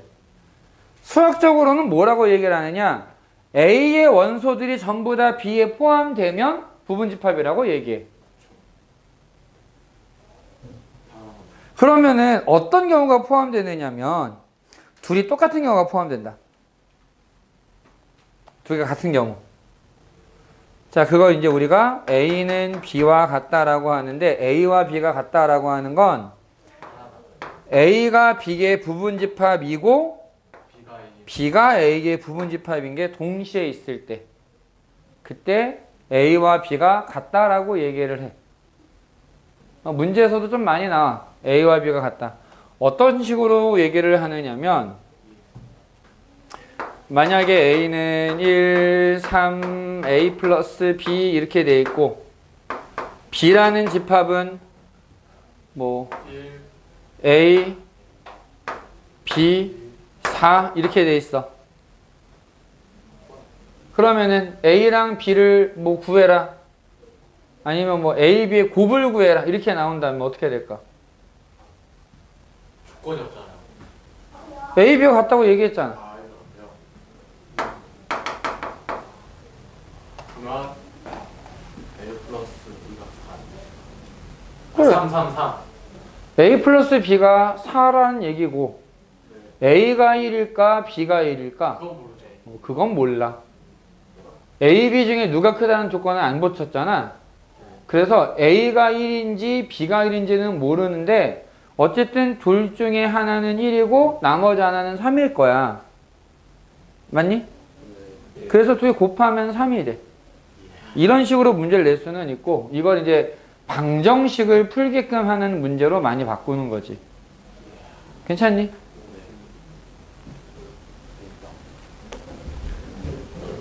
그 다음에 진부분집합이라고 하는 개념이 있어. 이건 뭘까? 진짜 부분집합. 맞아, 진짜 부분집합이야. 세 개는 뭐 어디서 나와? 그러게, 세 개는 뭐야? 에이, 한지 아니지. 자, 진부분집합은 뭐냐면은 분리가 A가 B의 부분집합인 건 맞아. 근데 A랑 B가 같지는 않아. 그러니까 진짜로 부분이 되는 거. 진짜 그 순수. 일부.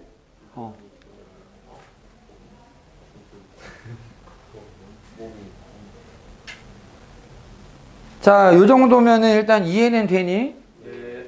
근데 여기에서 좀 예를 들어보면 만약에 A라는 집합이 원소 1, 2, 3을 가지고 있다라고 하면 얘 부분집합은 어떻게 만들 수 있을까? 1이 되고 2가 되고 3이 되고 그치, 1을 포함하는 애가 있을 거고 2를 포함 2를 가진 애가 있고 3을 가진 애가 있고 1, 2, 1, 2를 포함한 애랑 3, 1, 3을 포함한 애랑 3, 2, 3을 포함한 애랑 전체. 전체 1, 2, 3을 포함한 애가 있고 아무것도 없는 것은 기본적으로 항상 포함이 돼. 왜냐면 얘는 원소가 아무것도 없지. 그러면은 얘 작은 쪽에 원소가 큰 쪽에 뭐, 얘 원소가 아예 없는데? 비교할 게 없잖아. 무조건 포함되는 거야. 근데 A는 없잖아요. 있잖아요. 아, 그러니까 얘 부분집합으로 원소가 없는 애는 그냥 당연히 부분집합이야. 당연한 거죠. 뭐랑 비교할 수 있느냐면 우리가 숫자에서 소수 얘기할 때, 약수 얘기할 때 모든 수의 약수가 되는 애 1, 1이 있지? 얘가 그런 애야. 모든 집합의 부분집합이 돼. 괜찮니? 그럼 여기서 진부분집합을 구한다라고 하면 1, 2, 3. 1, 2, 3 빼고 나머지 애들 요만큼이 진부분집합에 들어간다. 이렇게 볼 수 있는 거야. 괜찮니? 당연하죠. 예. 재밌는데? 내가 너네들 시간을 조금 줄이려고 문제를 안 풀고 그냥 개념 설명만 하고 있거든? 네. 근데 여기서 문제를 안 풀기 때문에 헷갈리는 사람도 있을 수 있어. 이따가라도 물어봐, 따로. 괜찮으니까. 그 다음에 이제 여기 몇 페이지냐? 112페이지에 부분집합의 개수라고 나오거든? 112요? 여기까지가 목표인데, 이게 자, 부분집합의 개수는 있지. 어떤 것 때문에 헷갈리느냐, 부분집합의 개수. 간단하게 이렇게 생각하면 돼. 예를 들자면은, 얘 원소 몇 개 있어, 지금? 3개. 3개 있지. 얘 부분집합은 몇 개야? 8개야. 왜 8개요? 아, 맞구나. 이게 왜 8개가 되느냐? 자, A 원소가 몇 개라 그랬어? 3개. 이 3개의 원소 중에서 1이라는 원소를 포함할 거냐, 안 할 거냐? 2라는 원소를 포함할 거냐, 안 할 거냐? 3이라는 원소를 포함할 거냐, 안 할 거냐? 이런 개념이야. 그럼 각자 가질 수 있는 경우의 수가 몇 가지? 3가지. 아, 2가지, 2가지. 2가지씩 있지. 경우에서 그러게요. 30 3C1이 아니라니까. 1이라고 하는 원소를 포함할 거냐 포함하지 않을 거냐, 얘가 가진 가능성이 두 가지야. 2라고 하는 원소를 포함할 거냐 포함하지 않을 거냐 두 가지가 있어. 3이라는 원소를 포함할 거냐 포함하지 않을 거냐 두 가지가 있어. 2 그 2를 어떻게 해야 되겠니? 2의 3승. 그치, 곱해야 돼. 그래서 2의 세제곱이 돼. 그래서 부분집합의 개수는 2의 n제곱이다 라고 하는 게 기본이야. 이때 n은 원소의 개수. 이 원소를 쓸 거냐 안 쓸 거냐 이런 개념이야. 그러면 진부분집합의 개수는 어떻게 될까? 그치, 같은 거는 빼야 된다 그랬지? 2의 n제곱 빼기 1. 그럼 이제 여기에서 살짝 좀 응용을 해보면, 여기 지금 1학년 7명이 앉아있거든? 7명의 학생들 중에서 내가 이렇게 그룹을 좀 만들어 보려고 해. 그럼 그 중에서 뭐 한 명만 갈 수도 있고 다 갈 수도 있고 안 갈 수도 있는 거야. 근데 내가 그걸 만드는데 권서가 말이 많아갖고 안 되겠어. 나 쟤는 안 데리고 갈래. 만약 이렇다면 가정이잖아. 문제 만들려고. 자, 이렇게 한다면 지금 권서를 데려간다라는 상황이 없다란 얘기지. 그러면은 나머지 학생들 뭐 정욱이는 데려갈지 안 데려갈지 경우가 두 가지가 돼. 건재 데려갈지 안 데려갈지 두 가지가 돼. 권서는 안 데려간다라는 거 하나밖에 없어. 그럼 곱해야 되는 게 2가 몇 번 곱해지는 거야? 6번. 6번 곱해지는 거지. 그러니까 내가 만약에 특정 원소 K개를 빼고 만드는 부분집합을 만들고 싶어.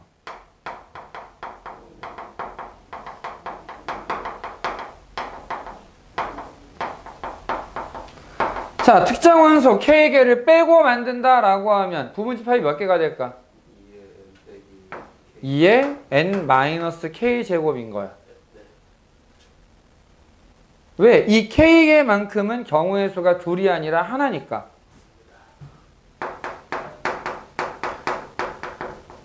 이번엔 반대로 경훈이 마음에 드는데 넌 나랑 같이 좀 가자. 왜? 이렇게 해버리면 얘는 경우의 수가 몇 개가 돼 또? 하나밖에 안 남지. 무조건 데려가는 거야 지금. 그러니까 특정 원소 K, T개를 포함한다라고 하는. 저도 똑같죠. 그치, 사실 똑같겠지. 2의 n-t제곱. 무슨 말인지 알겠니? 내가 1, 2, 3을 원소로 갖는 집합 A의 부분집합을 만들 건데 난 1을 꼭 가지고 가야 되겠어. 그러면은 부분집합이 몇 개? 1을 반드시 포함하는 부분집합. 3개. 4개. 왜 4개가 돼? 1, 2, 1, 4. 그러니까 세는 게 아니라 지금 이 얘기를 하고 있잖아. 맞네. 그치, 2의 3 빼기 1 제곱. 4. 그래서 2의 제곱이 되는 거야. 내가 3을 안 가져가고 싶어. 4. 역시 네 가지가 되겠지. 3 빼기 1. 이해됐어? 부분집합의 개수에서는 요 개념. 여기서 이제 조금 더 가면은 뭐 공집합은 안 돼, 진부분집합만 해야 돼, 이런 경우들이 나오거든. 혹은 몇 개를 포함하고 몇 개를 빼고 이게 동시에 나올 수도 있어. 근데 뭐 그래 봐야 비슷해. 너네가 조금만 생각해 보면 돼. 오케이? 그래서 지금 여기 내가 시간의 압박으로 인해서 문제를 지금 제대로 못 풀고 넘어갔는데, 예제 문제 한번 보면서 어떤 거구나 조금 생각을 해봐. 알겠지? 그래서 일단 오늘 녹화는 여기까지. 숙제는 저 뒤에 117페이지까지. 오케이? 예. 그리고 잠깐 쉬었다가 너네 숙제 그동안 했던 거 한번 확인해보고 그 다음에 다시 얘기하자.